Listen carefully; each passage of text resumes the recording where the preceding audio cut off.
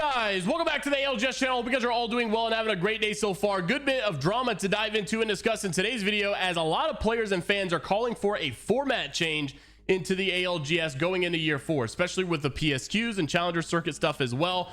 And honestly, I think there's fair points being made here. You've got a lot of opinions on this. Tech, Imperial, Hal, Raven as well. We're also talking about the PSQ number 2 going on right now. Finals will be tonight, and you're already actually seeing the finals go on right now live for the EMEA EMEA scene. If you want to go check it out, Shiv's team is playing in it with Mandy, of course. So I know a lot of people are looking for that. Some other good teams in there as well. And we're also talking about these accumulative points that are taking place that you need to be on the lookout for as well. So if you want to stay up to date, all things Apex Legends esports related, of course, like the video, subscribe to the channel. Without further ado, let's go ahead and dive right into this. First thing I want to make mention of was the big topic that everybody's been discussing, this whole format change that people are looking for ALGS. Now, I honestly completely agree that something needs to be done. I'm not saying I agree with all the solutions that are going around out there, but I definitely think that there needs to be something changed for sure. So Tech started off by saying 4-game rounds are criminal. If you're not aware of what's going on right now inside the PSQs, and also happens in Challenger Circuit as well, when you start off round 1, round 2, round 3, quarterfinals, and then in semifinals, it finally changes to 6 games. But all these other rounds are only played 4 games. And a lot of people argue that you don't get the full story of how good these teams are or how bad these teams are within 4 games. You really need a lot more, I guess, reps in to determine whether or not a team is deserving or not, because they just basically say they don't always get the opportunity that they feel like they deserve. So you should do 3 Storm Point, 3 World's Edge, rather than 2 Storm Points, 2 World's Edge. So I agree that the 4-game rounds are bad, and so does Tech. Obviously, we'll get into more in details in just a second. But even though 6-game rounds in tournaments, he said sometimes even 6 games is not good, and sometimes that's even too short. ALGS needs to raise the minimum rank to Masters Plus so that we weed out the teams that are signing up for fun or teams that clearly aren't even competitive enough yet. Not sure that I agree with that assumption, because I also don't even play like ranked at all, but I know I'm better than a lot of people as well. By the way, I made quarterfinals. If you guys have watched any of our streams lately, we were able to make quarterfinals for, you know, PSQ, but we got slammed in quarterfinals. Unfortunately, we still suck, but I had a great time competing. And honestly, I think the Masters rule is a little weird, and I don't know if I agree with that one either. Having a level 50 account, though, he says, to be the requirement to entry for ALGS allows everyone to have a chance. And although I agree where he's coming from, I just don't know that like that's really the good solution there. I think there's a lot of competitive players that don't play ranked at all. Like even in Modern Warfare 3, like I'm pretty good at like game battles and CMGs and tournaments and stuff, but I'm like only level 3 because I don't play anything but comp. And so I don't even know if I would really grind ranked that heavily. And I just don't know if ranked should be the way that you should have to, I guess, enter into this. So another person basically calls it out again, as we had a lot more drama going on from Cap3, Cape, however you pronounce this guy's name. He's a really good ALGS finalist, and he's been there quite some time, did good in a lot of other tournaments as well, and even played in some of these Pro League scrims at times before as well. But he said, it astonishes me that people can't grasp probability theory. And basically he goes on to say, why is semifinal 6? Why not keep that at 4 as well? Because 6 games is an adequate amount to more accurately find out who the top 10 is.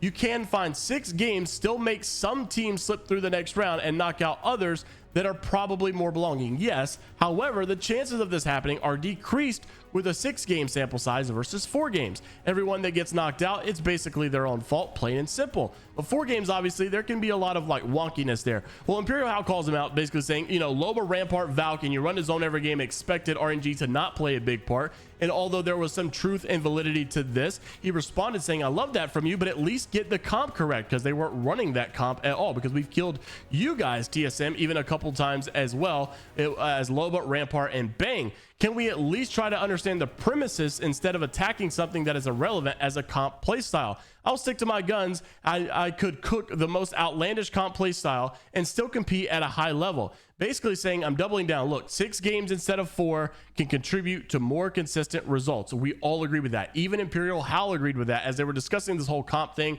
I don't disagree that 4 games is bad, but like I said, your comp is so bad for anything other than Zone Plus, you land Frag East. So it seems a little bit weird, but he says basically you got that wrong too, because we land Landslide and Jurassic.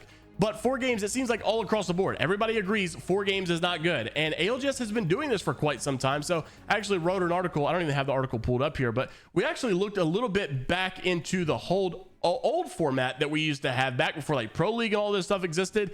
And it seems that they used to do something a little bit better, and I feel like they should have continuously did this, but it is what it is. So first off, despite players bringing their concerns to Battlefy admins, because there have been people like basically say, yo, can we change this? We need to look into this. Can we at least get a little bit of an update on this? Can we at least make quarterfinal 6 games, whatever? And basically the admins just say it's not very likely that'll ever get changed, sadly. And basically there seems to be some solution, I said to this. However, as you look at the old Pro League stuff, the old Challenger Circuit stuff, before they had all of this, the schedule, instead of Saturday, Sunday, Monday, that just makes no sense. That's another rule change I feel like is dumb. Why in the world would you play the finals on a Monday? Just so stupid. It used to be Friday, Saturday, Sunday, and there were fewer teams that qualified per round. So some players argue that this era was more enjoyable and changes were implemented due to the pro player demand. So basically, some people say that the pros could have ruined this for everybody else, but I still don't understand why in the world do we not do Friday, Saturday, Sunday, and why don't we go back to doing less people qualify per round so that you can add more games to it as well? I feel like that would fix a lot of the issues that we may have. Also wanted to mention, as we go into the finals today, these are the 20 teams that will be competing in it. As of last night, we had semifinals come to a close. So obviously, for the most part, your top 10 is really not surprising. Nine Lives is another team that we're honestly anticipating to possibly win. They got second place in the last one. But there's a lot of great teams in here, and one of them being as well from the second group is the Tripods, which barely made it in here by team number 10. A lot of people have been looking for them. How are they going to do? How well are they going to perform? Are they going to be consistent enough? Well, it seems like obviously 10th place was pretty good for them. They were dominating in like quarters and round 3, all that stuff. They were really good compared to last week.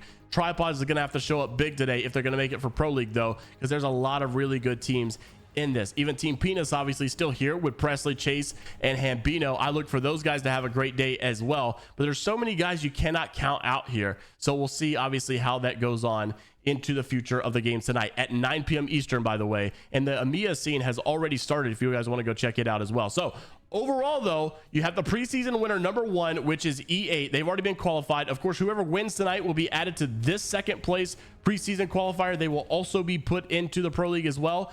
And then you've got, week 3, week 4 coming in. Those winners will be added in as well. Then after all of this is said and done, these preseason points matter. So it says that the highest 3 earning point teams will be added basically for the preseason qualifier points into Pro League as well. So you've got 9 Lives, you've got Team Penis and Los Licks right now in top 3. Redeem is going to drop down because sadly Redeem did not have a good showing in today's games or this week's games. Sadly enough, they're going to drop in. Gaming is another organization that's going to drop down because they did not have a good showing either. Now Chatham Prime is a team that has gone back-to-back. Evolution as well. A couple other of these teams you'll see again today. Really good performance out of them, but 9 Lives obviously in first place with the points right now. They are expected to probably make it into Pro League based on the point synopsis as well. So good on them, but obviously we'll be keeping track of these points and they should update I guess tonight after the finals is officially over. So make sure to keep out an eye on that team as well. Also wanted to mention, just as we wrap the video up, South America region obviously has had a lot of drama over the last couple of months. Sad stuff because organizations are pulling out, teams are no longer being supported. ALGS decided to get rid of their Pro League and much more. Unfortunate news for them, of course. However, there is some really good news for the South American region that I just had to cover. This is former Glitch Energy team. They basically were dropped from Glitch Energy, or Glitch Energy moved on, and it was expected, of course, right? Because they got no support. They have to go through these whole challenger stuff now in order to make land. It's a lot less land spot. It just doesn't look good for them, honestly. South America as a region just simply died off after this happened. Well, this organization was founded by a bunch of Glitch Energy, I guess, employees, made it called Geared Esports, and they signed the former Glitch Energy roster and are financially supporting them as well. So despite everybody leaving the South American region, this organization, Geared Gaming, decided to go back into it and still support the scene despite all the drama going on, and despite them obviously having to play in the challenger circuit, in the challenger scene as well. So really cool stuff to see. I really hope some other organizations will do the same and keep supporting these guys, because they do still have some land spots, right? They can still make it to land, and they can still pull off some upsets, of course, and they'll have their representation there. But we'll see how it goes. Obviously, overall, though, it was really nice to see that some teams and some rosters are still getting some support over there. Let me know what you guys think down in the comment section below. Like the video, subscribe to the channel if you want to stay up to date, all things Apex Legends esports related. And until the next time, we'll see you all later, Gators.